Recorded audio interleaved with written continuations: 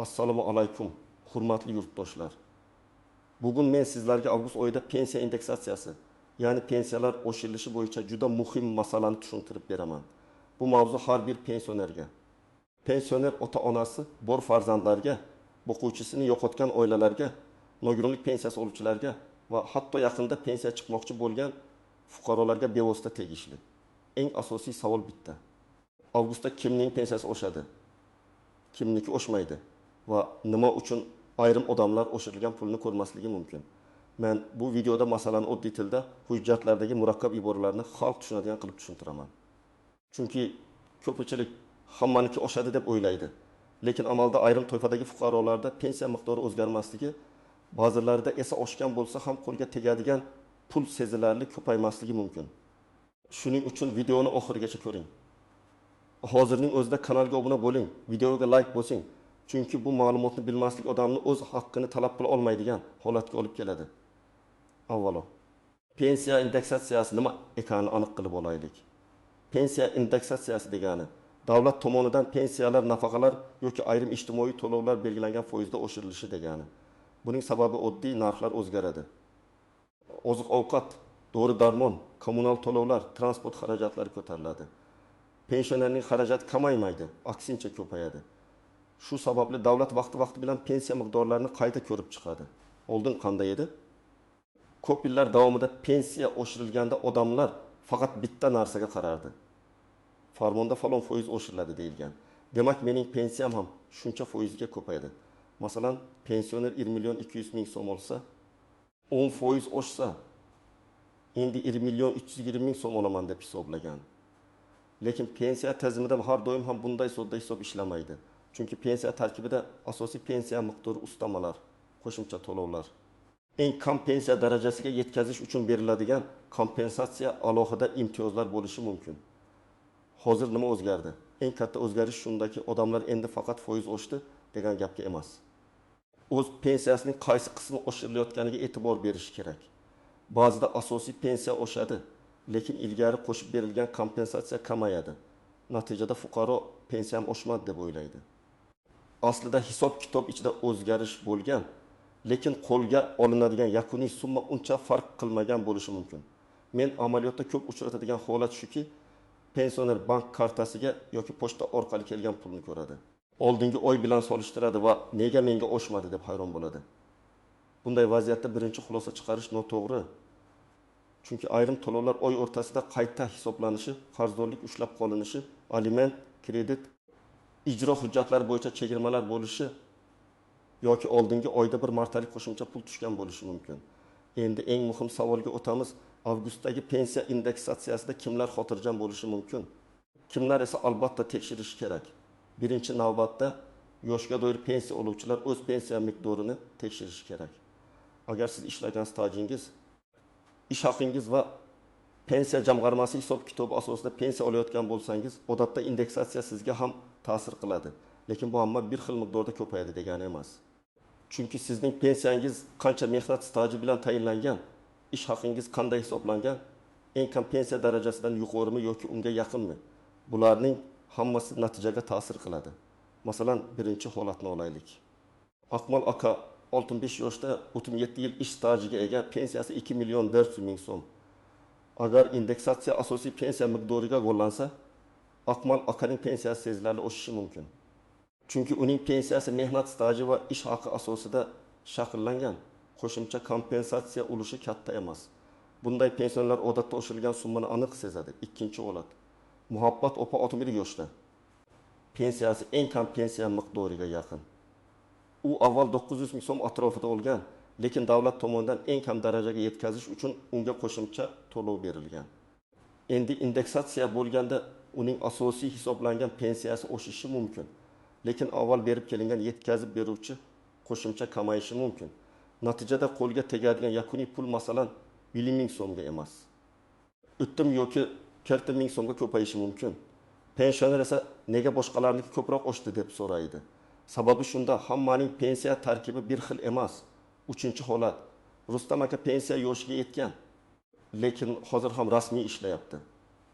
Ishlayotgan pensionerlarda ayrim qo'shimcha to'lovlar, ustamalar yoki hisob-kitob tartibi ishlamaydigan pensionerlarnikidan farq qilishi mumkin. Men bunday odamlar albatta o'z pensiya varaqasini ko'rib chiqishni tavsiya qilaman. Chunki ishlayapman, demak oshmaydi, deyish ham noto'g'ri. Ishlayapman, demak hammasi to'liq oshadi, deyish ham noto'g'ri. Har bir holatda pensiyaning turi va tarkibi muhim. 4-holat. Nogironlik pensiyasi oluvchilar. Bu yerda ham juda ehtiyot bo'lish kerak. Nogironlik pensiyasi mehnat staji asosida tayinlangan bo'lishi mumkin yoki ijtimoiy nafaqa sifatida to'lanayotgan bo'lishi mumkin. Ikkalasi bir xil narsa emas. Agar fuqaro nogironlik pensiyasi olayotgan bo'lsa, indeksatsiya tartibi pensiya tizimi bo'yicha ko'riladi. Agar fuqaro nogironlik nafaqasi olayotgan bo'lsa, u boshqa ijtimoiy to'lovlar qatorida alohida belgilanadigan miqdorga bog'liq bo'lishi mumkin. Shuning uchun men ham nogironlik bo'yicha pul olaman, nega qo'shnimnikidek oshmadi degan savolga javob ko'pincha to'lov turida bo'ladi. 5-holat. Boquvchisini yo'qotganlik pensiyasi oluvchi oilalar. Masalan, ona 2 farzandi nomidan boquvchisini yo'qotganlik pensiyasi oladi. Bu pensiya marhum boquvchining ish staji va ish haqiga bog'liq bo'lishi mumkin. Agar oilada oluvchilar soni o'zgargan bo'lsa, masalan farzandlardan biri 18 yoshga to'lgan bo'lsa yoki o'qishni kunduzgi bo'limda davom ettirayotgani haqida ma'lumot vaqtida topshirilmagan bo'lsa, pensiya miqdori indeksatsiyaga qaramay kamayishi yoki to'xtab qolishi mumkin. Bunday paytda odam avgustda oshishi kerak edi, nega kamaydi deb o'ylaydi. Asl sabab esa yosh, o'qish shakli yoki hujjatdagi kechikish bo'lishi mumkin. Kimlar ko'proq xavotir olish kerak? Men birinchi navbatda 3 toifadagi fuqarolarga e'tibor qarataman. Birinchisi pensiyasi eng kam miqdorga yaqin bo'lganlar. Ikkinchisi pensiya tarkibida turli ustama va kompensatsiyalar bor bo'lganlar. Uchinchisi oxirgi oylar ichida oilaviy holati, ish holati, nogironlik guruhi, yashash joyi yoki bank hisob raqami o'zgarganlar.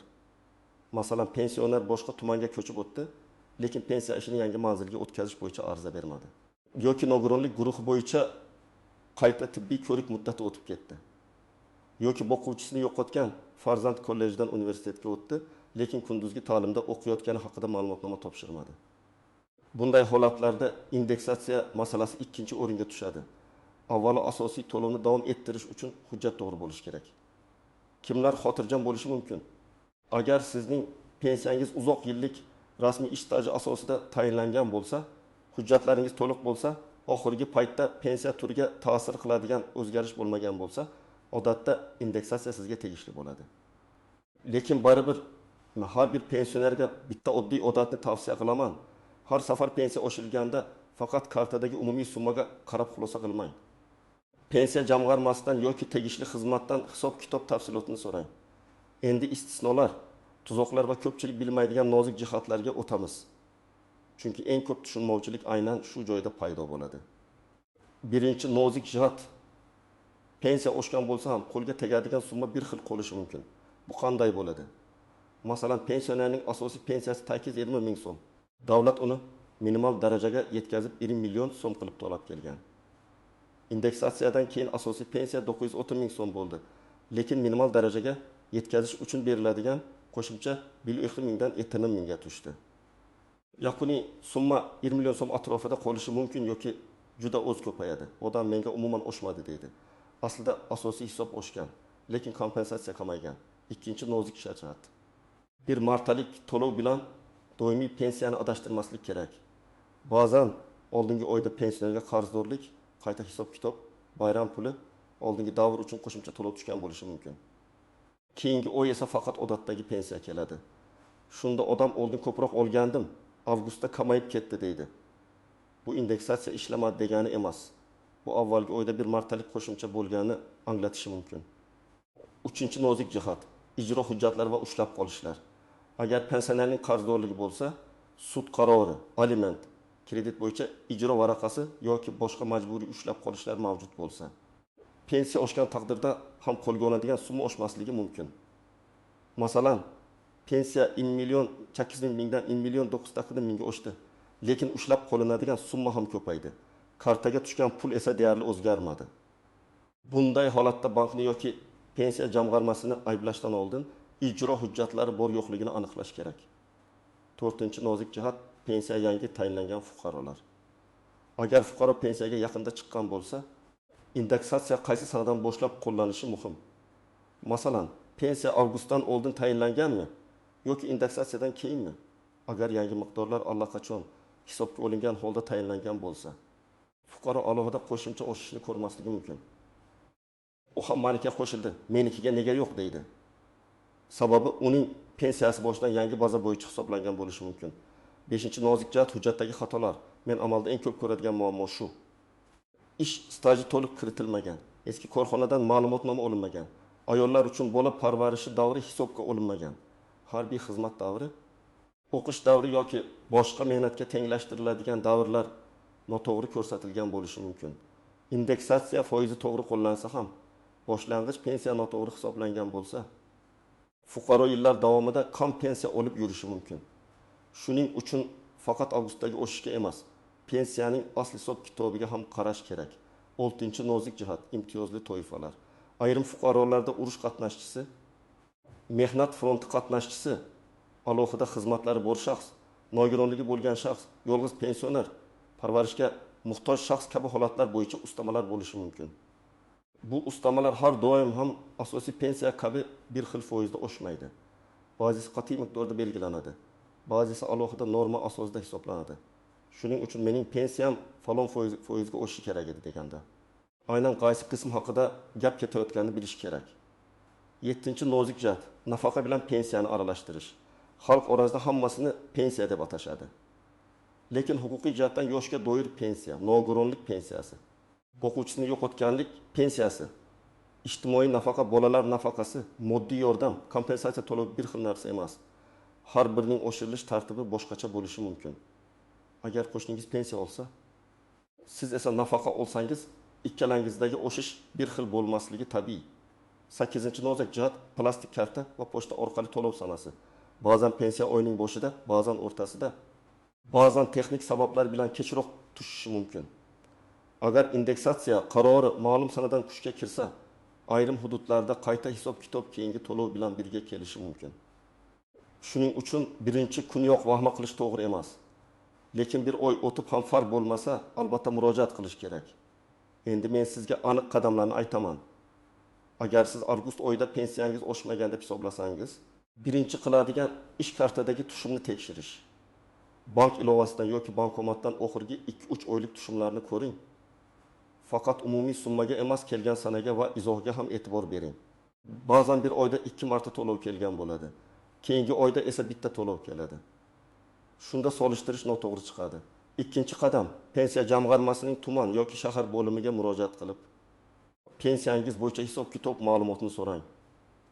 Men pensionerlarga shunday deyishni tavsiya qilaman.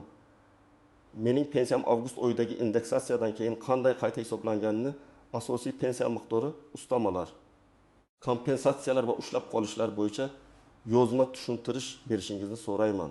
Og'zaki javob bilan cheklanib qolmang. Og'zaki gap bugun bor, ertaga yo'q. Yozma javob esa keyingi shikoyat uchun asos bo'ladi. 3-qadam, hujjatlaringizni tayyorlang. Pasport yoki ID karta, pensiya guvohnomasi bo'lsa, bank kartasi rekvizitlari, mehnat daftarchasi, ish staji bo'yicha ma'lumotnomalar, ish haqida arxiv ma'lumotlari, nogironlik bo'yicha tibbiy xulosa. O'quvchisini yo'qotganlik bo'yicha hujjatlar, farzandning kunduzgi ta'limda o'qiyotgani haqidagi ma'lumotnoma kerak bo'lishi mumkin. Har bir holatda hammasi talab qilinmaydi. Lekin sizda mavjud hujjatlar tartibli bo'lsa, masalani tezroq hal qilasiz. 4-qadam, agar pensiya miqdorida xato bor deb o'ylasangiz, qayta hisoblashni so'rab ariza yozing. Arizada hissiyotga berilmasdan aniq talab yozing. Masalan, menga tayinlangan pensiya miqdorini avgust oyidagi indeksatsiya va mavjud ish stajim bo'yicha qayta tekshirib, asoslantirilgan yozma javob berishingizni so'rayman. Agar aniq davr hisobga olinmaganini bilsangiz, uni yozing.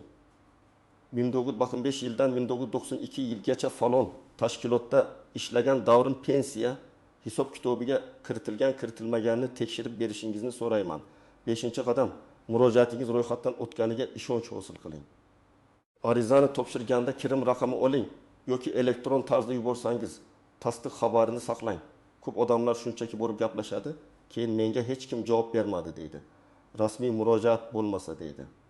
Rasmiy javob talab qilish qiyinlashadi. 6-qadam, agar javobdan qoniqmasangiz, yuqori turuvchi tashkilotga yoki tegishli nazorat organlariga murojaat qiling. Lekin men maslahat beraman. Birinchi murojaatni to'g'ri yozing. Chunki yuqori idora ham ko'pincha avval tuman bo'limi nima deb javob bergan deb so'raydi. Sizning qo'lingizda yozma javob bo'lsa, keyingi bosqichda masala ancha jiddiy ko'riladi. 7-qadam. Qarindoshlar, pensioner ota-onalarga yordam bersin. Ko'p keksa insonlar bank ilovasini ishlata olmaydi. Hujjat so'rashdan tortinadi. Davlatniki to'g'ri bo'lsa kerak deb yuradi. Farzandlar esa oyiga bir marta ota-onasining pensiya tushumini ushlab qolishlar bor yo'qligini, hujjat muddati o'tmaganini tekshirsa, ko'p muammolarning oldi olinadi. Ayniqsa nogironlik guruhi o'quvchisini yo'qotgan farzandning o'qishi, yashash manzili o'zgargan holatlarda bu juda muhim. Men yana bir muhim maslahat beraman. Qo'shnining pensiyasi bilan o'zingiznikini ko'r-ko'rona solishtirmang. Ikkita pensioner bir xil yoshda bo'lishi mumkin, lekin birining staji ko'p yil. Boshqasiniki 22 yil. Birining ish haqi rasmiy yuqori bo'lgan, boshqasi uzoq yillar norasmiy ishlagan. Birda ustama bor, boshqasida yo'q. Birda ushlab qolish bor, boshqasida yo'q. Shuning uchun adolatli solishtirish uchun pensiya turi. Ish haqi, ustama va ushlab qolishlarni birga ko'rish kerak. Endi videoning eng asosiy savoliga aniq javob beraman. Avgustdagi indeksatsiyada pensiyasi oshirilmasligi yoki qo'lga tegadigan summasi oshmaganda ko'rinishi mumkin bo'lganlar quyidagilar. Birinchidan, pensiyasi allaqachon yangi miqdorlar asosida tayinlangan fuqarolar. Agar siz pensiyani indeksatsiya kuchga kirgandan keyin rasmiylashtirgan bo'lsangiz, sizga alohida yana oshirish bo'lmasligi mumkin. Chunki yangi baza boshidan hisobga olingan bo'ladi. Ikkinchidan, pensiyasi minimal darajaga yetkazib berilayotgan fuqarolar. Bunda asosiy pensiya oshadi, lekin kompensatsiya kamayadi. Yakuniy summa esa kam o'zgaradi yoki ayrim holatda odam kutgan darajada ko'paymaydi. Uchinchidan, to'lovda ushlab qolish bor fuqarolar. Qarzdorlik, aliment, ijro varaqasi, kredit yoki boshqa majburiyatlar bo'lsa, oshgan pensiyaning bir qismi ushlab qolinishi mumkin. Natijada karta yoki pochta orqali oladigan pul avvalgidek ko'rinadi. To'rtinchidan, hujjatida muammo bor fuqarolar. Nogironlik guruhi muddati, o'qish ma'lumotnomasi, yashash joyi, bank rekviziti, o'quvchisini yo'qotganlik hujjatlari yoki staj bo'yicha ma'lumotlar to'liq bo'lmasa. To'lov qayta ko'rib chiqilishi, kechikishi yoki vaqtincha to'xtashi mumkin. 5-dan, pensiya emas, boshqa turdagi nafaqa olayotgan fuqarolar. Ularning to'lovi ham oshirilishi mumkin. Lekin pensiya indeksatsiyasi bilan bir xil tartibda bo'lmasligi ehtimoli bor. Shuning uchun o'zingiz olayotgan to'lovning aniq nomini bilish juda muhim. 6-dan, oldingi oyda bir martalik qo'shimcha pul olgan fuqarolar. Agar iyulda sizga qarzdorlik yoki qayta hisob-kitob puli qo'shilib tushgan bo'lsa, avgustdagi oddiy pensiya undan kamroq ko'rinishi mumkin. Bu har doim ham oshirish bo'lmagani anglatmaydi. Xulosa qilib aytaman. Avgustdagi pensiya indeksatsiyasi muhim jarayon, lekin uni hammaning puli bir xil foizga ko'payadi deb tushunish katta xato. Har bir pensiyaning holati alohida. Pensiya turi, ish staji, ish haqi, ustamalar, kompensatsiyalar, ushlab qolishlar va hujjatlar holati yakuniy summaga ta'sir qiladi. Men sizga ekspert sifatida tavsiya qilaman. Pensiyangiz oshmagan deb o'ylasangiz, avval tushumlarni tekshiring, keyin pensiya jamg'armasidan yozma hisob-kitob so'rang. Hujjatlaringizni tartibga keltiring va kerak bo'lsa qayta hisoblash uchun ariza bering. Eng muhimi, o'z haqqingizni bilmasdan jim yurib qolmang. Pensiya bu ehson emas, bu sizning mehnatingiz, stajingiz va qonuniy huquqingiz asosida beriladigan to'lov. Agar hisobda xato bo'lsa, uni tuzatish mumkin. Agar hujjat yetishmasa, uni to'ldirish mumkin. Agar tushunmovchilik bo'lsa, yozma javob talab qilish mumkin. Sizningcha avgustdagi pensiya oshirilishi adolatli bo'lyaptimi? Sizda yoki ota-onangizda pensiya oshmagan holat bo'ldimi? Izohlarda yozib qoldiring. Men eng ko'p uchrayotgan savollar bo'yicha alohida tushuntirish tayyorlayman. Videoga like bosing, kanalga obuna bo'ling va bu ma'lumotni pensiya oladigan yaqinlaringizga albatta yuboring.